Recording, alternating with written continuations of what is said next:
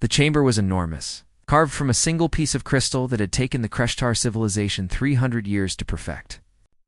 Lights from 47 different star systems filtered through its walls, casting rainbow patterns across the floor. Ambassador Helena Vasquez stood in the center of the room.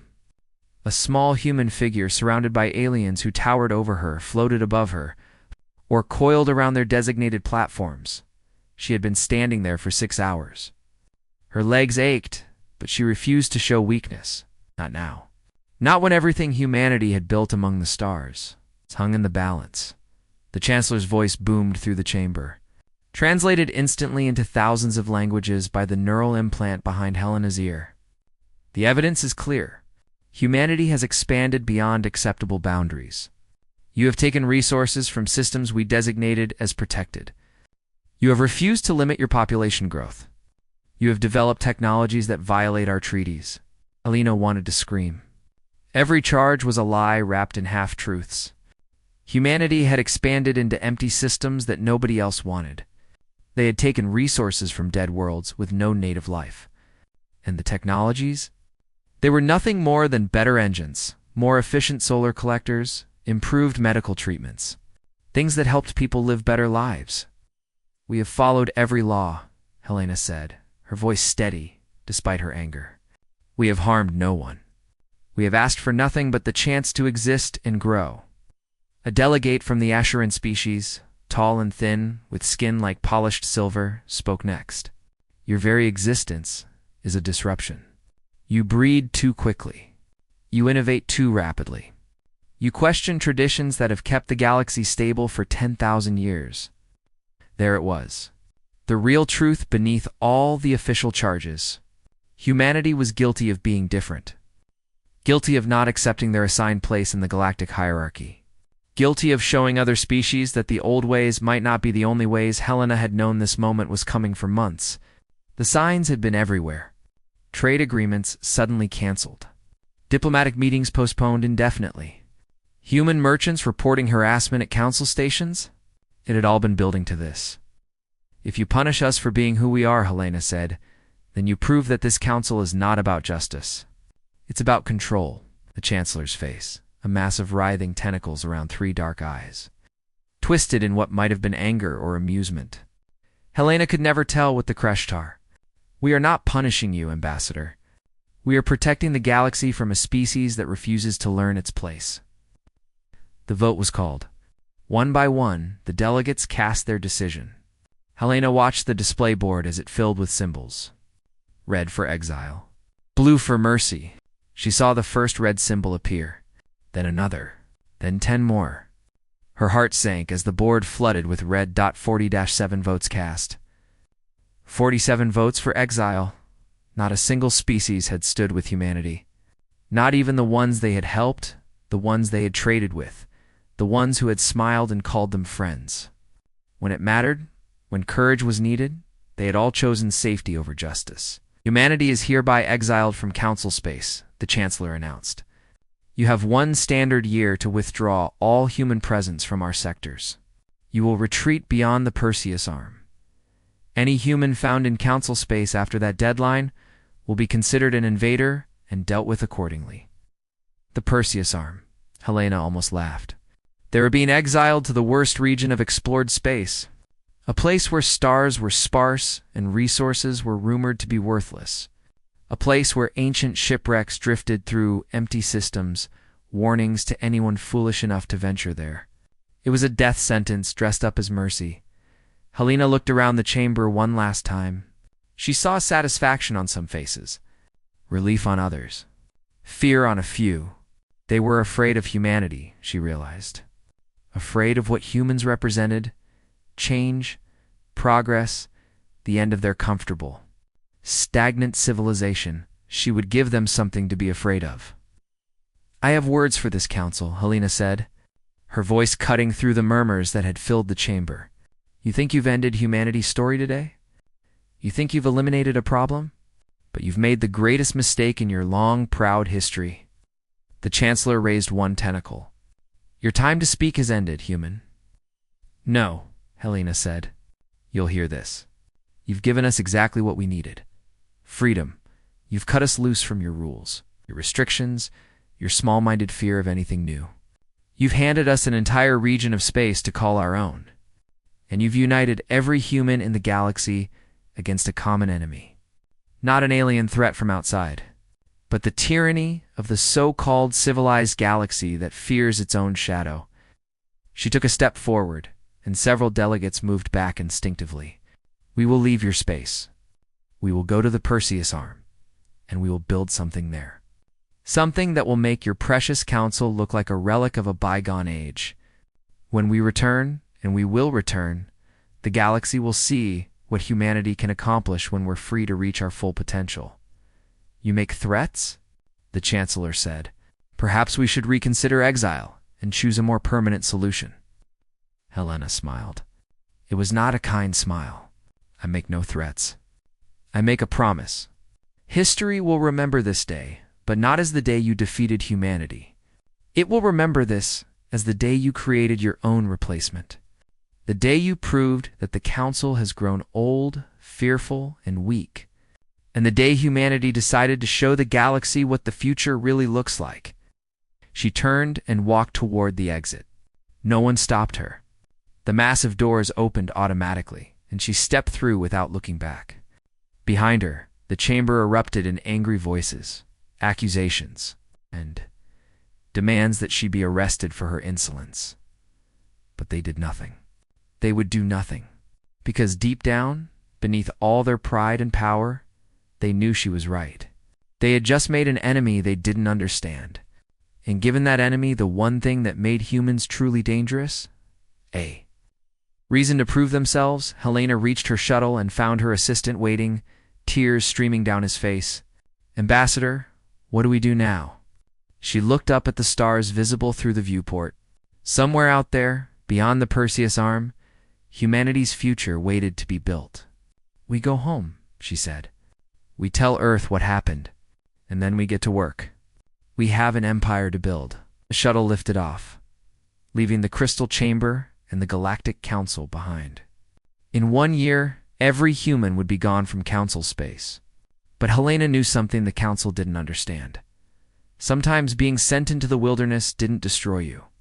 Sometimes it made you stronger than anyone thought possible.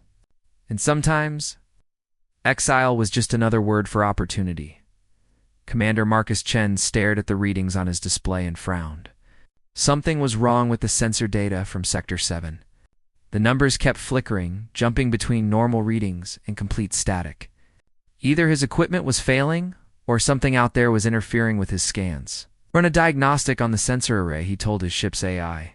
The Pathfinder was a small survey vessel, designed for long-range exploration in the Perseus Arm. Marcus had been doing this job for 5 years, mapping dead systems and cataloging resources that would help humanity's expansion. Diagnostic complete, the AI responded in its calm, neutral voice. All systems functioning normally. The interference appears to be external. Marcus pulled up a wider view of the sector. The Perseus Arm had surprised everyone. The Council had called it worthless, a wasteland not worth exploring. But humans had found riches here that the Council never imagined. Rare elements that made advanced technology possible. Ancient alien ruins from civilizations that predated the Council by millions of years. And best of all, no one to tell them what they could or couldn't do. 200 years had passed since the exile. The generation that remembered the Council firsthand was gone, replaced by people who had been born free. Marcus had learned about the exile in school, of course. Every human child did. But it felt like ancient history now, something that happened to other people in another age. Humanity had built something remarkable in those 2 centuries. New Terra, the capital world, housed 3 billion people in cities that reached toward the sky and burrowed deep into the ground. Fusion reactors powered everything. Genetic modifications had eliminated most diseases. AI assistants helped with every task, from flying ships to teaching children. And the military, well? The military was something the Council had forced humanity to develop. When you were exiled to empty space, you had to be ready to defend yourself. No one else would. The sensor interference suddenly resolved into a clear signal. Marcus sat up straight, his heart racing. It was a distress beacon. Someone was out there, calling for help. Identify the source, Marcus ordered. The AI processed the signal for a few seconds. The beacon signature matches Council's standard frequencies. The message is automated, repeating every 30 seconds. Translation: help us. We are under attack. Life support failing. Out. Marcus felt his blood run cold. A Council ship. This far out? Council vessels never came near the Perseus arm. Their charts still marked this entire region as dangerous and empty. What were they doing here? Plot and intercept course, maximum speed. Show me what we're dealing with. The Pathfinder's engines hummed to life, pushing the small ship toward the distress signal. Marcus watched his tactical display as more information came in. One Council ship, a cargo hauler by the looks of it, and 6 smaller vessels circling it like sharks around wounded prey. Identify the attacking ships, Marcus said. No match in our database. Wait, analyzing weapon signatures. Probability? 97%. Vector Raiders. Marcus had heard stories about the Vector. They were a species from beyond known space, pirates and killers, who attacked anything they found weak enough to take. The Council had fought them occasionally over the years, but mostly just avoided the regions where Vector operated. He pulled up the tactical situation and winced. The Council ship was dying. Its shields were down to 15%. Life support was failing. The Vector were taking their time, wearing down their prey before moving in for the kill. Marcus counted 23 life signs on the Council ship. 23 people about to die he could turn away. No one would blame him. The Council had exiled humanity, cast them out like garbage. Why should he risk his life for them? But Marcus knew he couldn't do that. Those were living beings about to be slaughtered. Whatever their government had done 200 years ago, they didn't deserve this. And more importantly, Marcus wasn't like the Council. He wouldn't condemn innocent people just because it was easier.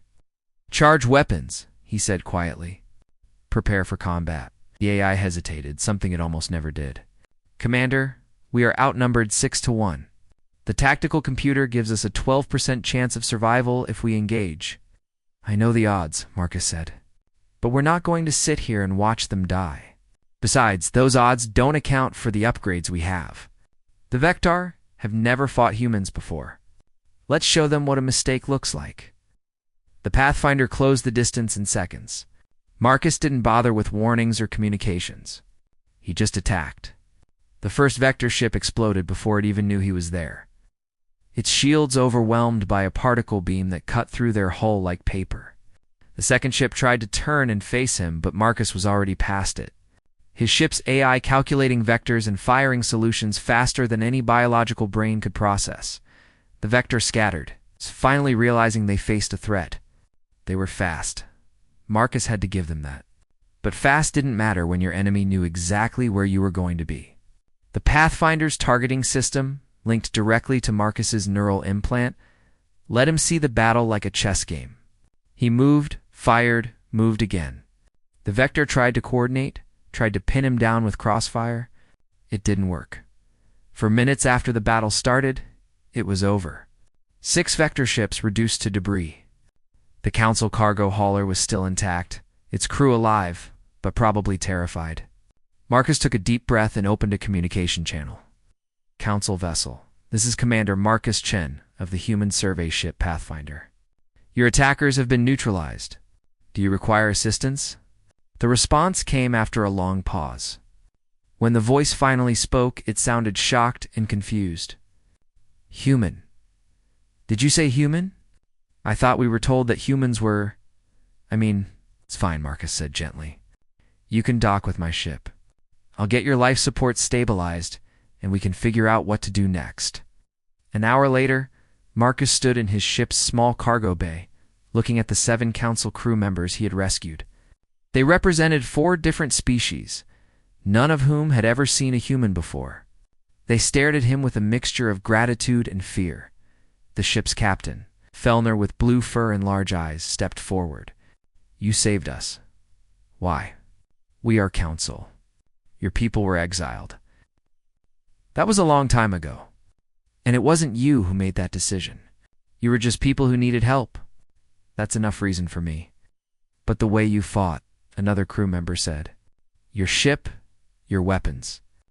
We've never seen anything like it. How did you develop such technology? 200 years of freedom, Marcus said simply. No one telling us what we could or couldn't research. No one limiting our progress because it made them uncomfortable. The council exiled us, but they also freed us from their restrictions. Turns out, humans are pretty good at innovation when you let us work without chains. The Fellner captain looked troubled. We need to report this. The Vector are becoming bolder.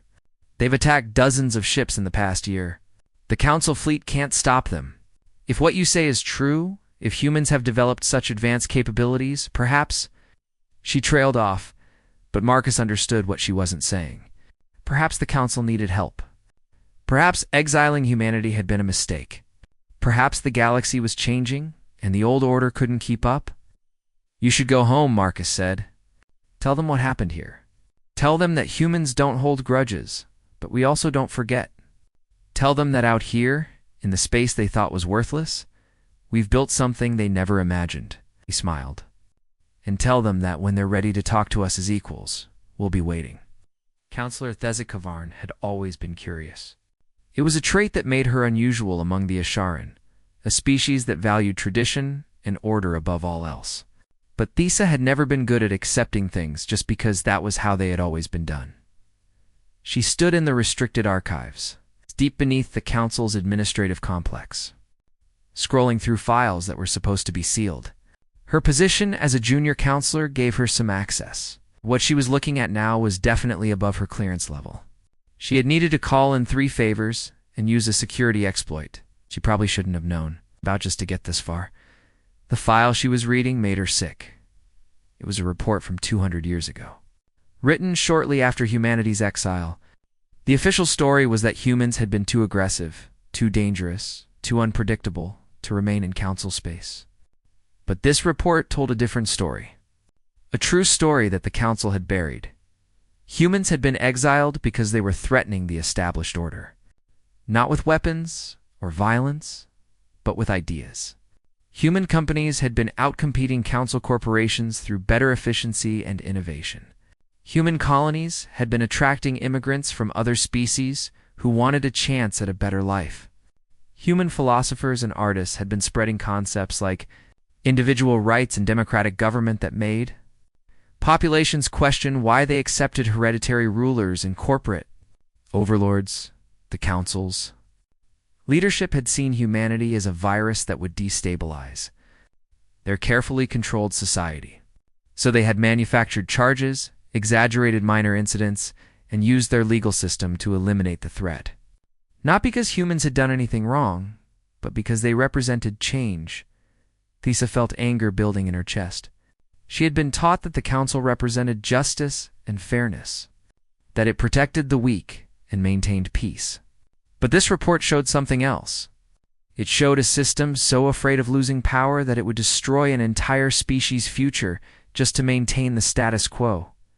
She copied the files to a secure drive and left the archives, her mind racing. What was she supposed to do with this information? If she released it publicly, she would be branded a traitor. Her career would be over. Her family would be shamed. But if she did nothing, she would be complicit in the same injustice that had been done to humanity. The decision was made for her 3 days later when she received the report about the Spectre attack and the human rescue. The survivor accounts had been classified immediately, but Thesa had access. She read about Commander Chen and his ship, about technology that seemed impossible, about a single human vessel destroying 6 Vector raiders in minutes. The Council's military analysts were panicking in their private communications. How had humanity advanced so far? How had they developed such capabilities? The speculation ranged from discovering ancient alien technology to making deals with unknown powers. None of them seemed to consider the obvious answer that Thesa could see clearly. Humanity had advanced, because they had been free to advance. Without the Council's restrictions and regulations, without having to ask permission for every innovation, they had simply progressed at the natural pace of an intelligent, creative species, Thesa decided to take a risk. She used a secure, encrypted channel that was normally reserved for intelligence communications and sent a message into human space. She didn't know if anyone would receive it or respond, but she had to try. The response came 2 weeks later. A woman's face appeared on her private terminal, middle-aged, with dark skin and intelligent eyes. Counselor KVARN. My name is Dr. Amara Okafor. I'm a diplomat with the Human Foreign Contact Bureau. Your message was surprising, to say the least.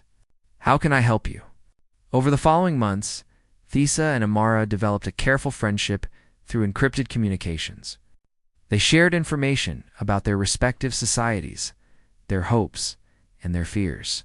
Amara spoke about humanity's achievements in the Perseus Arm, about the society they had built based on freedom and innovation. Thesa shared what she had learned about the exile and about the growing problems in council space, because the problems were growing. The Vector attacks were increasing in frequency and intensity. What had started as isolated pirate raids had evolved into coordinated military strikes. Colony worlds on the Council's outer rim were going silent. Relief missions found only ruins and bodies. The Council's response was pathetically inadequate. Their military hadn't fought a real war in centuries. Most of their ships were designed for show, for intimidating primitive species into compliance. When faced with an actual military threat, they were revealed as paper tigers.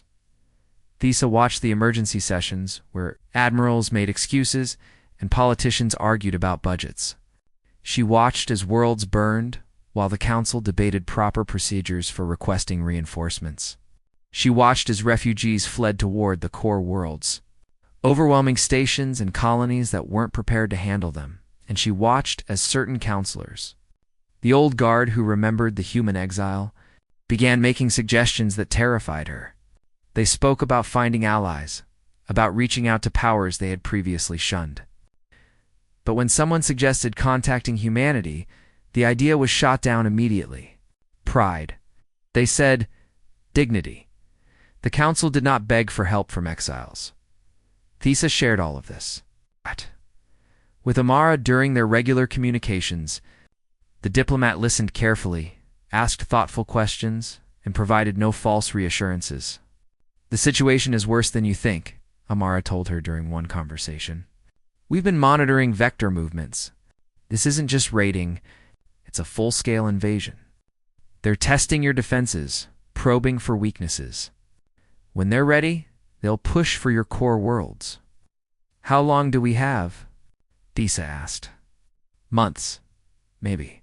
A year at most. Amara's expression was grim. Your military can't stop them. You don't have the technology, the training, or the will. No offense intended, but the Council has grown soft. What would humanity do if we asked for help? Amara was quiet for a long moment. That's a complicated question. Many humans still remember the exile, still feel the sting of that rejection. There are those who would say the Council deserves what's coming, that justice is being served. But there are others, myself included, who believe we can't stand by and watch billions die just because their governments made bad decisions. So you would help. If asked properly, if certain conditions were met, yes. But understand, Thesa, humanity isn't the same species you exiled. We've grown stronger, more capable, more confident. If we intervene in council space, it won't be as supplicants begging to be let back in. It will be as equals or not at all. Thesa understood. Humanity would save the council, but the price would be change. Real change. The kind that would append the power structures that had ruled the galaxy for millennia. Part of her feared that, but a larger part of her hoped for it. 3 days later, another colony world went silent. Then 2 more. The Council's military losses were mounting. Ships were being destroyed faster than they could be replaced. Morale was collapsing. Thesa watched as panic began to set in among the leadership. Then she intercepted a communication that made her blood run cold. A faction of hardline counselors, species who had voted for humanity's exile and still believed it was the right decision, were making their own plans. If humanity came to help, if they intervened in council space, these hardliners would use it as an opportunity. They would stage attacks, blame the humans. and turn them from saviors into invaders. They would rather let the council burn than admit they had been wrong about. Humanity Thesa knew what she had to do. She sent an urgent message to Amara, including everything she knew about the hardliner plot. Then she began gathering allies among the younger counselors.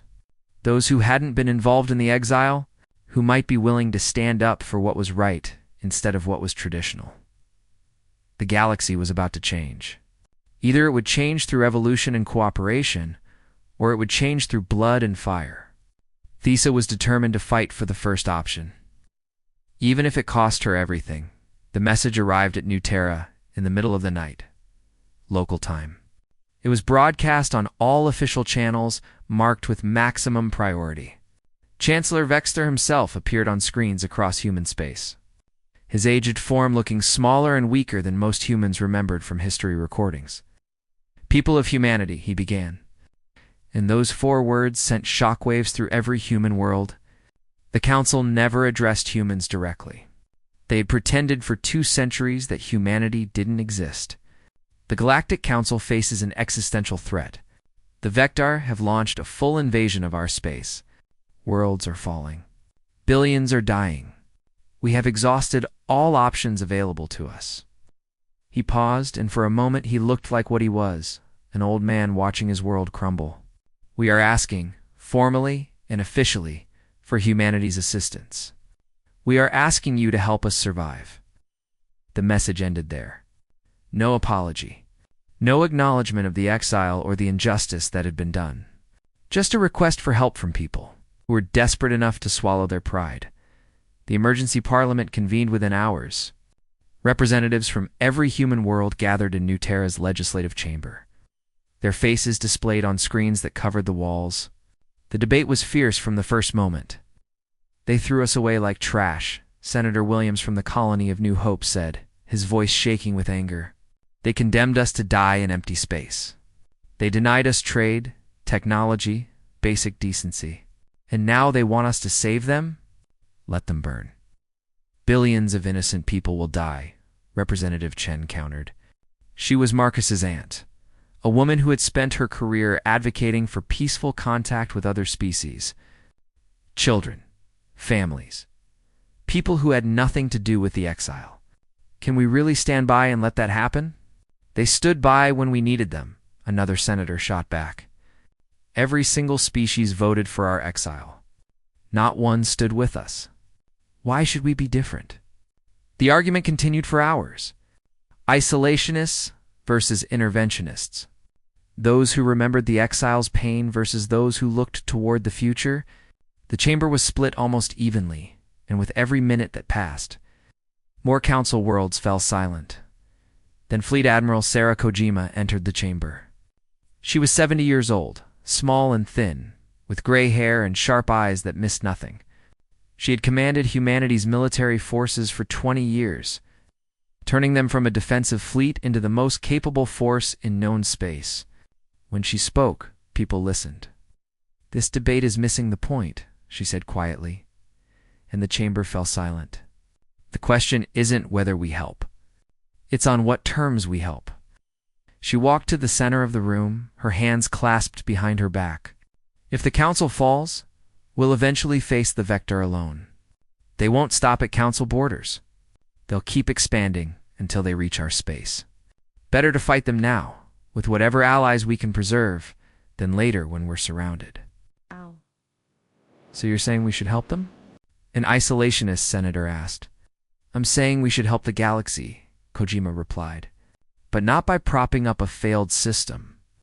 The council, as it exists now, is broken, corrupt, stagnant. If we intervene just to restore the status quo, we'll be back here in another generation, facing another crisis because they learned nothing." She pulled up a holographic display showing human military assets. Hundreds of ships, thousands of fighters, weapons systems the council couldn't imagine. "We have the power to save them. But we also have the power to reshape the galaxy. My proposal is simple. We offer intervention with conditions. The council dissolves and reforms as a democratic federation. All species equal. All voices heard. Technology sharing becomes mandatory. Individual rights enshrined across all member species. I'll never agree to that, someone said. And they can face the Vector alone, Kojima said bluntly. We're not negotiating. We're presenting a choice. Evolve or die. They've been afraid of change for millennia. Well, change is here whether they like it or not. The vote was called. It was close, painfully close. In the end, the intervention passed by a margin of just 17 votes. Humanity would go to war to save the Council. But on their terms, Amara Okafor was given the job of drafting the formal response. She worked through the night, choosing every word carefully. When she transmitted it to the Council the next morning, she knew it would either save the galaxy or tear it apart. The Council's response came within hours. It wasn't from Chancellor Vexter. It was from a younger counselor named Thesa Kavarn, and it included information that made Amara's blood run cold. Hardliners within the Council were planning to use humanity's arrival as an opportunity for treachery. They would stage attacks, blame humans, turn saviors into invaders. Amara immediately forwarded the information to Admiral Kojima. The old warrior read it carefully, then smiled grimly. They never learn, do they? Fine, we'll deal with the traitors when we get there. But this changes the timeline. We need to move now. The human expeditionary fleet began assembling immediately. It was the largest military force humanity had ever deployed. 300 warships, each one more advanced than anything the Council had. 200 support vessels, carrying supplies, medical equipment, and humanitarian aid. And 50,000 soldiers ready to fight on the ground if needed. Marcus. Chen found himself transferred from survey duty to combat command. His experience with the Vector made him valuable, and he was given command of a carrier group tasked with protecting civilian transports. He stood on the bridge of his new ship, the Defiant, and looked at the tactical display showing the entire fleet. It's really happening, his first officer said quietly. We're going back. Never should have left, Marcus replied. But we did, and we survived. Now we're going to show them what we became, while they stayed the same. The fleet departed New Terra in a carefully coordinated sequence that took 2 full days. As the last ships cleared orbit, Admiral Kojima broadcast a message to all vessels. We're going to save people who don't deserve saving. We're going to protect those who once condemned us. And we're going to do it because we're better than they ever were. Not because we're stronger or smarter, but because we believe in something they forgot. The idea that all intelligent life has value. That justice matters more than pride. That the future belongs to those brave enough to build it, not those afraid to let it happen. She paused, looking into the camera with eyes that had seen too much war. The Council thinks we're coming as saviors. They're wrong. We're coming as builders. We're going to save them from the Vector, and then we're going to save them from themselves. This is the beginning of a new age. Make sure you're ready for it. The fleet entered quantum drive, and the stars stretched into lines of light. The journey to Council space would take 3 weeks. 3 weeks to prepare for a battle that would determine the fate of the galaxy. 3 weeks to get ready to face not just the Vector, but the hardliners who would rather destroy everything than accept change. In her quarters, Mara reviewed Thesa's messages one more time. The young counselor had risked everything to provide this intelligence. She had betrayed her own people to do what was right. That gave Amara hope. If even one council member could see past pride and tradition, maybe others could too. Maybe this war would end not with humanity standing over the council's ruins, but with 2 civilizations finally learning to work together.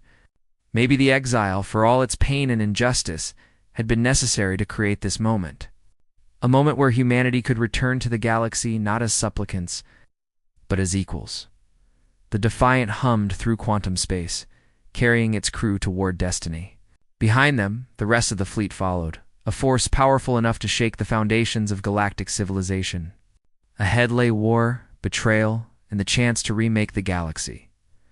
Marcus stood on his bridge and smiled. His ancestor had promised the Council that humanity would return. That promise was about to be kept. The human expeditionary fleet emerged from quantum drive at the edge of the Centrum Prime system and immediately knew they were arriving at the end of a civilization. The tactical displays lit up with thousands of contacts. Most were debris, the shattered remains of Council ships that had tried to defend their homeworld. Some were escape pods, drifting through space with survivors hoping for rescue. And dominating the center of the system was the Vector Armada. Hundreds of warships surrounding Centrum Prime like a noose tightening around a neck. Admiral Net, Kojima stood on the bridge of her flagship, the Indomitable, and studied the tactical situation with the calm focus of someone who had spent 50 years preparing for this moment. Status of Council forces. Minimal, her tactical officer reported. Maybe 30 ships still operational clustered around the planet. Life signs indicate they're running out of time. Another few hours, and they'll be overrun. And the hardliner fleet? Exactly where Counselor Kavarn said they would be. 47 ships positioned in a defensive formation, but not engaging the Vector. They're waiting for us. Kojima nodded slowly. The traitors who would rather see the Council fall than accept human help were about to get a very unpleasant surprise. Open all channels. Broadcast on every frequency, the Council and Vector use. I want everyone to hear this. When the communication officer nodded, Kojima began to speak. Her voice was calm, almost conversational, but it carried the weight of authority that came from absolute confidence. This is Fleet Admiral Sarah, Kojima of the Human Expeditionary Force. We have received a request for assistance from the Galactic Council, and we have come to provide it. But before we engage the Vector threat, we need to address another problem. She pulled up tactical data and broadcast it to all ships in the system. 47 Council vessels have positioned themselves not to fight the invaders, but to attack human forces when we engage. We have intercepted communications proving this conspiracy. They plan to stage false attacks and blame humanity for civilian casualties. They would rather let their own people die than admit they were wrong about us. The system erupted in communications chaos. The Vector seemed confused. The loyal Council forces were furious. And the hardliner fleet, exposed and condemned by their own words, faced an impossible choice. To the conspirators, Kojima continued, you have one chance to stand down. Withdraw from the system immediately, or be marked as traitors to your own civilization at its moment of greatest need. You have 60 seconds to comply. Marcus Chen watched from the bridge of the Defiant as the countdown began. 30 seconds? 40? 50? Most of the hardliner ships began to move, their commanders choosing survival over ideology. But 5 ships held position, their weapons powering up in defiance. Target those 5 ships, Kojima ordered. Eliminate them. The human fleet didn't waste ammunition. Precise particle beams lanced out across the void, striking shield generators and engine cores with surgical precision. The 5 rebel ships died in seconds, their destruction broadcast across every channel in the system. The message was clear. Humanity would not tolerate those who valued pride over innocent lives. Then Kojima turned her attention to the real enemy. All ships, engage the Vector Armada. Show them what it means to fight humanity. The battle that followed would be studied in military academies for centuries. The Vector outnumbered the human fleet by a significant margin, and their ships were tough, well-armed, and crewed by experienced warriors. Under normal circumstances, they should have won through sheer weight of numbers, but these were not normal circumstances. Human ships moved like dancers, their quantum drives allowing impossible maneuvers. AI systems coordinated attacks with precision that no biological command structure could match. Weapons that the galaxy had never seen tore through Vector shields and armor. Drone swarms launched from carrier ships like Marcus's Defiant, each drone thinking and adapting faster than the enemy could react. Marcus watched his tactical display. As his drones engaged a Vector battlecruiser, the enemy ship was massive, bristling with weapons. But his drones were small, fast, and intelligent. They swarmed around the battlecruiser, targeting weak points, exploiting every vulnerability. Within minutes, the great ship was dead in space. Its systems overwhelmed by attacks it couldn't track fast enough to counter. Carrier Group 3, Marcus ordered. Support the Council defensive line. Keep those civilian transports safe. His ships moved to protect the retreating Council vessels, placing themselves between the Vector and their prey. The enemy tried to push through, and discovered what humanity had learned over 2 centuries of isolation. When you couldn't rely on anyone else, you got very, very good at protecting yourself. The turning point came when Admiral Kojima executed what would later be called the Centrum Maneuver. She deliberately exposed her flagship, making it look vulnerable and isolated. The Vector, seeing a chance to decapitate human leadership, redirected massive forces to attack the Indomitable. It was a trap as the Vector ships converged. They found themselves flying into a kill zone. Human ships that had been positioned in stealth mode powered up their weapons simultaneously. Mines that had been deployed earlier activated. And the Indomitable itself, far from vulnerable, revealed weapon systems that made the attacking ships look like primitive clubs compared to plasma cannons. The Vector formation shattered. Ships tried to escape, but there was nowhere to run. Human vessels cut off every retreat path with ruthless efficiency. In the span of 20 minutes, the Vector lost a quarter of their fleet. The enemy commander finally understood what they were facing. Not prey, not even equals, but predators who had been forged in the fires of abandonment and emerged stronger than anyone imagined possible. The Vector began a general retreat, their ships fleeing the system in disorder. Kojima let them go. Do not pursue beyond system boundaries. Let them run. Let them tell their people what happened here. Humanity is not to be hunted. As the last Vector ships disappeared into quantum drive, a strange quiet fell over the Centrum Prime system. The battle was over. The Council had survived, though just barely. And humanity stood victorious in the heart of the civilization that had once cast them out. Chancellor. Vexther's face appeared on the main display. He looked old, tired, and broken. Admiral Kojima, on behalf of the Galactic Council, I offer our deepest gratitude. You have saved us when we had no right to expect salvation. Ow. We didn't save you for gratitude, Kojima replied. We saved you because it was right. Because billions of innocent lives matter more than old grudges. But understand this clearly, Chancellor. The galaxy you knew is over. What comes next will be different. Within a week, the negotiations began. Thesa Kavarn, hailed as a hero for her role in exposing the conspiracy, became the leading voice for reform. The old Chancellor resigned, his legacy forever tainted by weakness and the revelation of the hardliner plot. And in the same crystal chamber where Helena Vasquez had been condemned 200 years earlier, a new agreement was signed. The Galactic Council dissolved. In its place rose the Galactic Federation, a democratic union where every member species had equal voice and vote. The old hierarchies were abolished. Technology sharing became mandatory, ensuring that no species would be artificially held back. And individual rights were enshrined in the founding charter, applying to every citizen regardless of species. It wasn't perfect. Change never was. There were species who resisted, who longed for the old days of clear hierarchies and comfortable certainty. But the majority saw the truth that Thesa and others like her had been trying to teach. The galaxy had grown stagnant under the Council's rule. Humanity's exile hadn't weakened them. It had freed them to show what was possible. The signing ceremony was broadcast across the galaxy. Amara Okafor stood next to Thesa Kavarn, 2 diplomats who had risked everything for a future they believed in. Admiral Kojima stood with representatives from a dozen species, who had fought beside humanity in the battle for Centrum Prime. And in the back of the chamber, elderly and frail but present, was Helena Vasquez, who had lived just long enough to see her defiant prophecy fulfilled. Kojima was given the honor of the closing address. She stood where Helena had stood centuries before, but the audience was different now. Not hostile, but hopeful. Not afraid, but curious about what came next. 200 years ago, Kojima began, your predecessors made a choice based on fear.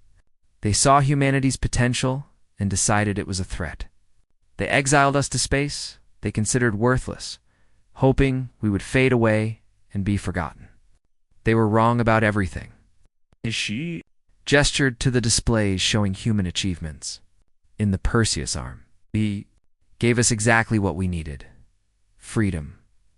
The chance to become who we truly were without artificial limits. You meant it as punishment. We chose to see it as opportunity. And now we stand here together, not as conquerors and conquered, but as partners in building something better. Kojima's expression softened slightly. I won't lie and say there isn't anger among humans for what was done. There is, but there's also hope. Hope that we can build a civilization based not on maintaining power, but on lifting everyone up. Not on controlling innovation, but on celebrating it. Not on fearing change, but on embracing the future. She looked around the chamber, meeting the eyes of delegates from dozens of worlds. The council tried to exile humanity into obscurity. Instead, you gave us the chance to grow beyond your limitations. You meant it as the end of our story. It was actually just the beginning.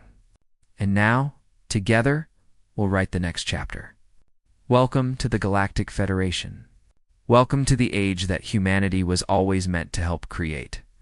The chamber erupted in approval, not the grudging acceptance of the defeated, but genuine enthusiasm from people who finally saw a path forward. In the back, Helena Vasquez smiled. Her journey was complete. The exile was over. And humanity had finally come home, not as supplicants begging to return, but as leaders showing the way forward. Marcus Chen watched the ceremony from orbit, standing on the bridge of the Defiant with his crew. So what do we do now? His first officer asked. Marcus thought about it for a moment, then smiled. We keep exploring.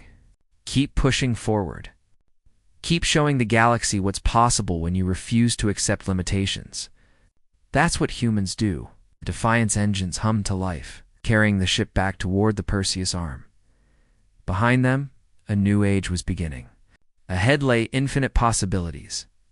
And humanity, forged in exile and tempered by adversity, was finally ready to show the galaxy what they could accomplish when fear stepped aside and let potential flourish.